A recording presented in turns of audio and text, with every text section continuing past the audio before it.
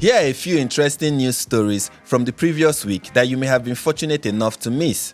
Remember Egypt, the home of Cleopatra, a strong black queen according to this esteemed Netflix historian. Well, last week we learned a couple more interesting things about the land of pharaohs and black women from Greece. The IDF has uncovered over 700 Hamas tunnels in Rafah, and about 50 of them lead to the country of pharaohs. For those who allow facts to distract them, you may recall that Egypt shares a border with Gaza in the south. This border is fortified with tall fences and military patrol to prevent a fly from crossing Gaza into Egypt. But it turns out that those fences are all smoke and mirrors, an Egyptian magic show to deceive the rest of the world. Underneath are over 50 Hamas tunnels used to smuggle arms and people, probably hostages as well. Who would have thought that the birthplace of Yasser Arafat is still committed to its history of aiding misery in Gaza? But that's not all the great news from the birthplace of wonders like the Muslim Brotherhood and Bassem Youssef. When Egyptian peace lovers aren't enabling the Arab delusion of Palestine, they have other interesting hobbies like kidnapping Coptic Christian women. That's a lucrative business and side hustle which is 100% halal. The recent recipient of this random act of Islamic love and kindness is 22-year-old Martina Mamdou Wadil. An Islamist or arguably a devout Egyptian Muslim violently adopted Martina, forcefully converted her to Islam, and peacefully married her like his prophet married Safiya after beheading her husband in the Battle of Khaybar. And guess what? Both acts of Islamic kindness happened in the blessed month of May, and I don't think it's a coincidence. History is bound to repeat itself when an ideology for 7th century desert dwellers has a place in modern society. Trust the religion of peace to turn the home of Ramesses the Great into an oasis of backwardness and reproach. Luckily for Martina, the Coptic community in Cairo held prayers for her and a protest for the authority to intervene, and she's finally been released, showing us the resilience of Egyptian Christians faced with Islamic hospitality. But that's a drop in the Nile River compared to the extreme tranquility coming from the peace lovers of Lebanon. Last week, in a single day, Hezbollah fired hundreds of rockets at the north of Israel as a form of peaceful resistance. And you wouldn't know about this because it wasn't reported. And why should it? It was just hundreds of missiles. There's nothing to see there. Let's talk instead about the 4 million dead children in Gaza. Sorry, I mean 4 billion. It's hard to keep up with the trustworthy yet ever-changing figures from the prestigious Gaza Ministry of Health. We all hold this truth to be self-evident that Islamic terrorists, also known as peace lovers, are extremely honest. Also, an inspiring video from Lebanon shows a peace-loving father holding his newborn son and proudly and happily saying the following: "Look, my brother, take my word for it, on my work and on everything. If Hassan Nasrallah tells me, bring your son and put inside him 2 kilos of explosives because I want to send him to Tel Aviv, I will tell him, my pleasure, sir. This is for you. Sacrifice him." By the way, that man is the winner of Father of the Year in Lebanon. Also, that's not anti-Semitism. That's anti-Zionism. That's not terrorism or child sacrifice. It's resistance. Don't get it twisted. The disparity between these conflicting concepts can be seen in what's happening in the Great Islamic Republic. 20-year-old Alvin Garemani is scheduled for execution this week, not for being a Jew, but for being a Zionist. This Zionist dared to lend a Muslim man some money and expect his money to be returned. Can you imagine?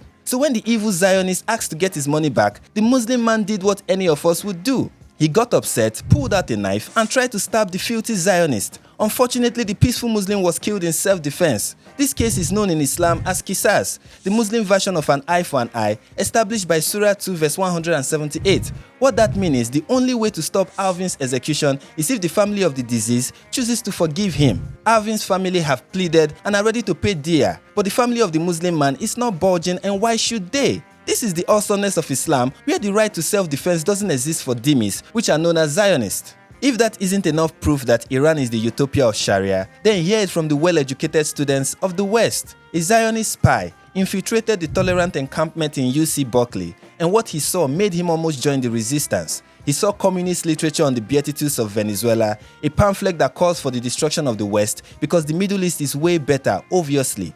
A pamphlet advising students to attack US and Israeli businesses because solidarity means attack. I mean, that goes without saying. If you find unity with terrorists, what else are you supposed to do? He also saw a pamphlet that explains in great detail why Hamas needed to rape women and kill babies on October 7. And here's another pamphlet teaching students to organize the Intifada. It is a communist program for escalating the Gaza solidarity movement. I'm not sure if this still has anything to do with Jews, Zionists, or Israel at this point, but what I know is this: if these students are indeed the leaders of tomorrow for the West, then the future is bright as the blast of a nuclear explosion.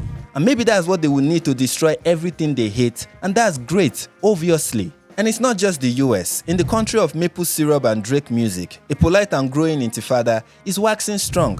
A 14-year-old Jewish high schooler was ambushed and beaten by a Muslim to the laughter and cheers of onlookers in Fredericton. Someone, probably a passionate Hamas member, Canada Division, broke 5 windows of a synagogue in Toronto. And still in Toronto, a boy was peacefully targeted by his schoolmates who threw rocks at him for being Jewish. It was so bad that he had to be walked to school the following day by his community of 150 people. That's unbelievable. And then, a 37-year-old Jewish rapper from Toronto was bodied in a rap beef. That's pretty unrelated, but a win is a win. The Jewish overlords that control the media and Hollywood couldn't defeat a 5-foot rapper from Compton. The Intifada is global, man. But again, I need to make this point as clear as possible. This has nothing to do with anti-Semitism. It's all about anti-Zionism. I mean, it's obviously different, but I'll state the difference in case you haven't caught it yet. Anti-Semitism is hating Jews before October 7.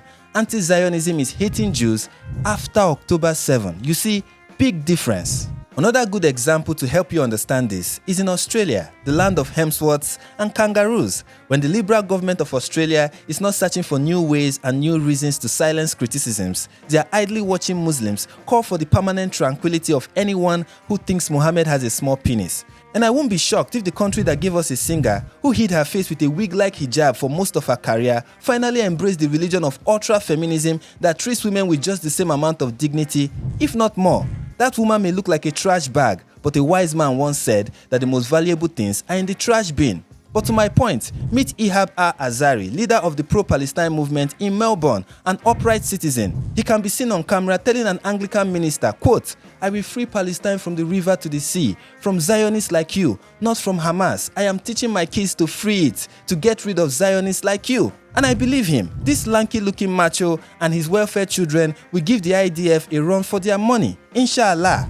But that's beside the point. The point is he was talking to an Anglican minister. He wasn't talking to a Jewish rabbi. Don't be distracted by the irritating fact that the minister's mother happened to be a German Jew with history of surviving the Holocaust. That affects the point. Ignore that. Instead, focus intensely on the fact that the pro-Palestine leader said Zionist, not Jew. Anyway, things aren't looking good for the Intifada in Europe, and you can blame it on the quest for Palestine. Allah is not a fan of rainbows. Last week, one of his slaves tried to burn a synagogue in Paris but ended up a failure. The police arrived too early, so he had to pull out a knife with a new goal of stabbing people, but immediately the police killed him. He couldn't even inflict a flesh wound on anybody. That's tragic. This female slave of Allah, a Palestinian student in the UK, has gotten her visa revoked because she says she was full of pride after October 7. I know pride comes before a fall, but that's not written in the Quran. It was written in the Bible, that corrupted book written by Zionists and white supremacists. Why should a verse from it apply to a true slave of Allah? It has to be those gays and fatties for Palestine. And remember Geert Wilders, that big-headed Islamophobe who won the election in the Netherlands last year.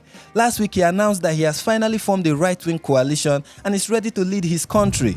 And here are some of the crazy policies he announced. Strict border control, an opting out of asylum in the EU, a tougher approach on terror and deporting criminal refugees. My goodness, is this the Netherlands or 1939 Germany? What else does he plan to do? Build a gas chamber for peaceful Muslims resisting the oppression of a liberal society? But all hope is not lost, because it was never found. For the lover of peace, his strength has always been his delusion. He can always congratulate himself for narrowly winning a few elections in the UK thanks to low turnout. And hey, look at Nigeria. Here is something to cheer you up. Did you know that since the eve of Christmas last year, Islamists have killed over 1,500 Christians in Plateau State alone? And no one is protesting this random act of Islamic kindness, because right now, the world is combating the new wave of hatred that matters the most, which is Islamophobia.